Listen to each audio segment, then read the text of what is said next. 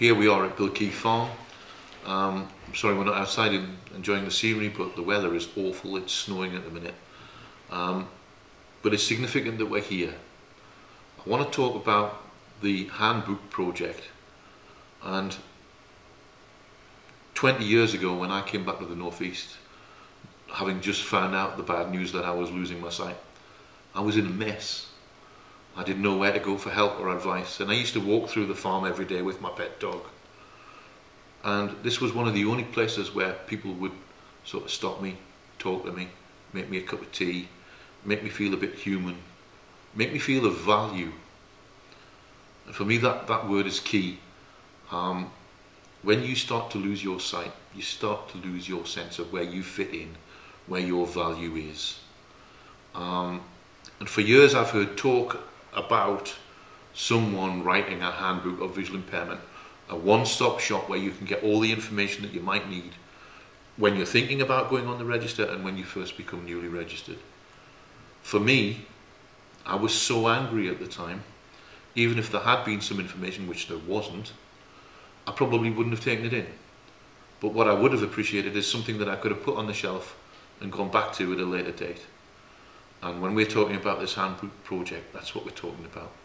Whether it actually becomes a book or a DVD, or whether we make it available in lots of different formats, everything is up for debate. And we're going to put together a focus group, and you can have your say in that debate.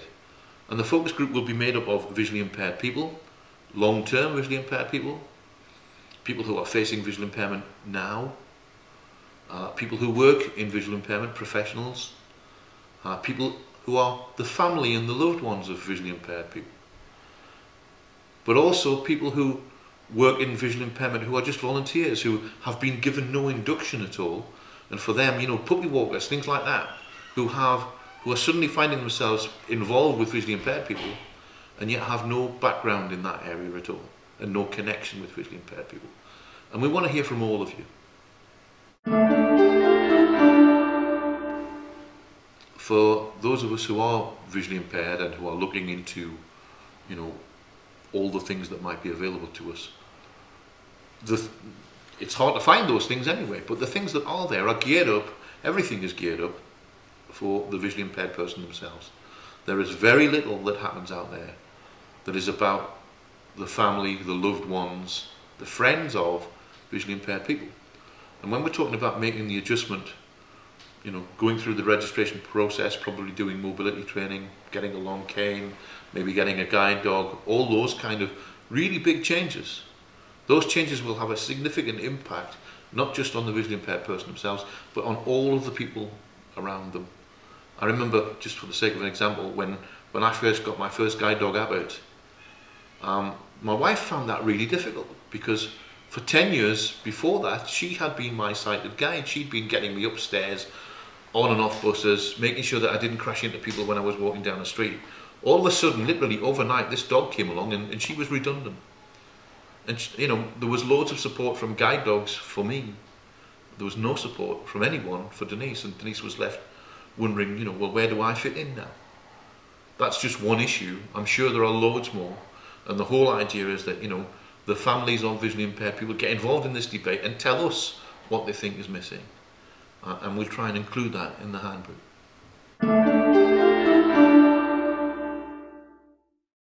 The actual registration of your visual impairment is quite an emotive one.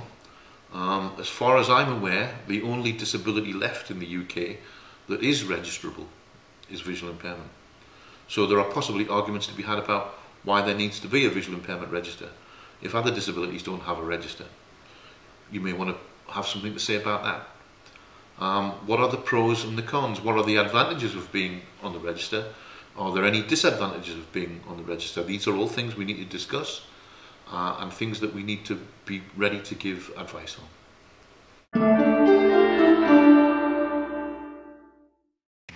We want to be able to give advice on education, both through the school years and on into higher education. At this moment, I wouldn't know what to say. I'm not a parent.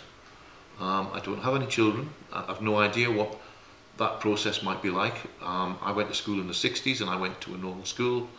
and found it very difficult because I had quite a severe visual impairment even then.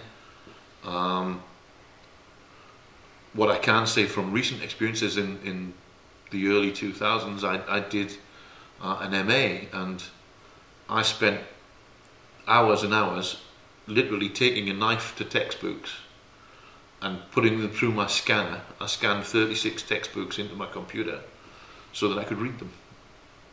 So there's a huge debate to have around education. We need to get our facts right, and we need to be able to provide useful advice to parents and to students.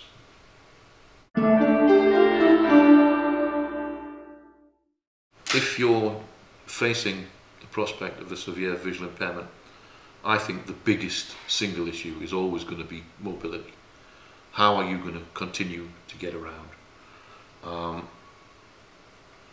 Whether it's long cane training, whether it's a guide dog, what kind of benefits you might get to help you in that area. It's a huge issue. If you haven't got the right mobility skills, how are you going to find work? I've been involved in some work with young people, for another blind charity, and one of the things that comes up regularly is, they're well qualified, they've had good educational opportunities, all that kind of thing, and they're looking now to get into employment, and they've had no mobility training. And the first question that arises when they go for an interview is, how are you going to get here? And that issue for them hasn't been addressed. So this is another big one, and we need to get it right.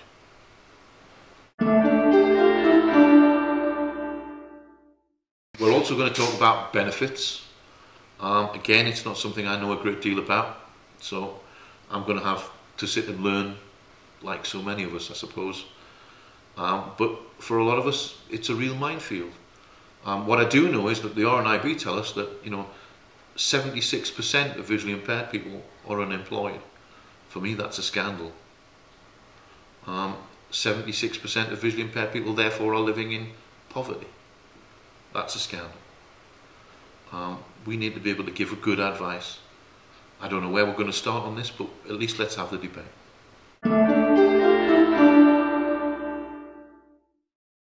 Technology is going to be a big issue that we're going to have to deal with. Getting the right advice, getting the right product that suits you. A lot of visually impaired people seem to end up with products that someone else thinks that they should have.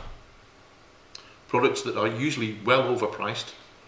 If I can give you a sort of small example, an accessible mobile phone, which is basically 20-year-old technology. It doesn't have a camera, it doesn't go on the internet, it's just got big buttons and a big display, will cost you £390.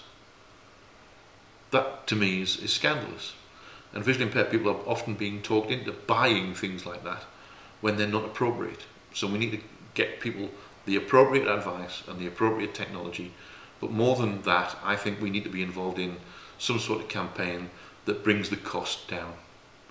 At the minute, a lot of accessible technology is prohibitively expensive. It's something I have to declare a vested interest in. I'm working on my own device, and at this point in time, I can't tell you too much more about that, but I probably should tell you that I am doing it. So there is an interest there.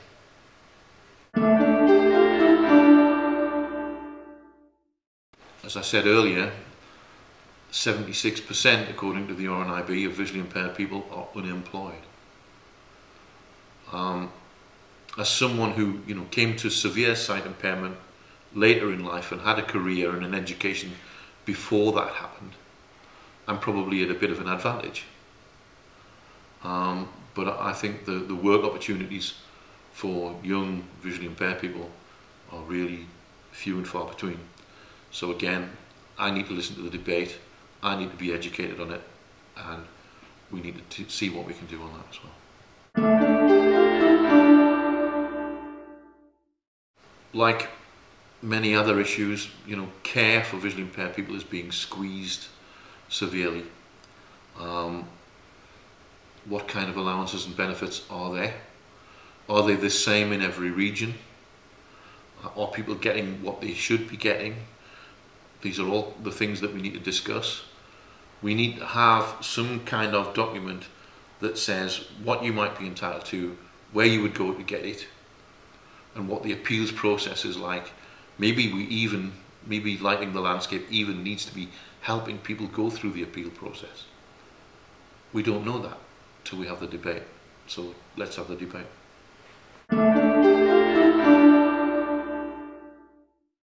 Socialising is the reason that Lighting the Landscape came into existence.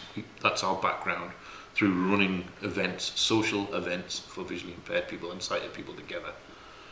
And I've said it before on previous videos on this website that what tends to happen is visually impaired people are sent to the local blind society and they do things, activities such as Braille bingo, trips to the seaside, all this kind of thing in a little group of their peers, which is all fine and dandy, but it isn't helping people to integrate into mainstream society. And I think in 2012 that should be where we're at. What tends to happen, as I've said before, is you get a little ghetto of visually impaired people. That is not what we stand for.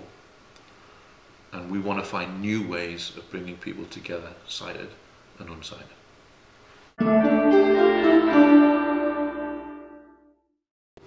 Particularly for the puppy walkers amongst the Lighting the Landscape followers, a lot of you are telling us that until you became a puppy walker, you'd never met a visually impaired person, and you felt particularly uncomfortable the first time it happens because you don't want to put your foot in it. You don't want to cause any hurt or offence, and often it's quite a daunting thing for a sighted person who's not had any connection with visual impairment to meet a visually impaired person.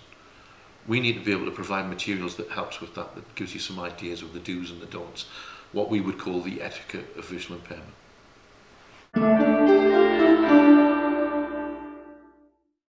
So, in order to make all of this happen, we're sort of taking a leap of faith. We have booked a room in the Mining Institute in Newcastle on the 28th, it's a Saturday of April, between 10 and 4. And we're going to have our first focus group. By then we'll have written a document to start us off in this debate. It'll be by no means the finished article. It'll purely be something to start the debate rolling. We'd love it if as many of you as possible could attend. We're well aware that because of the geography, a lot of you won't be able to. What we're going to do is we're looking into the idea of streaming video so that we can broadcast it live on this website, and hopefully we'll have sorted that out by then. Failing that, and alongside that anyway, we're going to have a Facebook scribe in the room, more or less publishing live minutes straight onto Facebook that you can interact with and feed back to us. So if you can't make it to the event, you can follow it on Facebook, you'll be able to follow it on the website, and you'll be able to send us emails and Facebook messages, maybe even Skype if we can get that going. So the idea is that, you know, those of you who are at home on the day will be able to interact with the debate live as it happens. But it would be tremendous if we could see as many of you there as possible. The reason we picked the Mining Institute in Newcastle is it's literally 2 doors down from the central station. You come out of the main entrance of the central station, you turn right, you cross one road, and you are at the Mining Institute. On the day, we will have people there to meet you off the train, to meet you off other public transport if that's what's needed. We can provide you with Google Maps and anything else that you might need. It's the easiest place in the world to get to.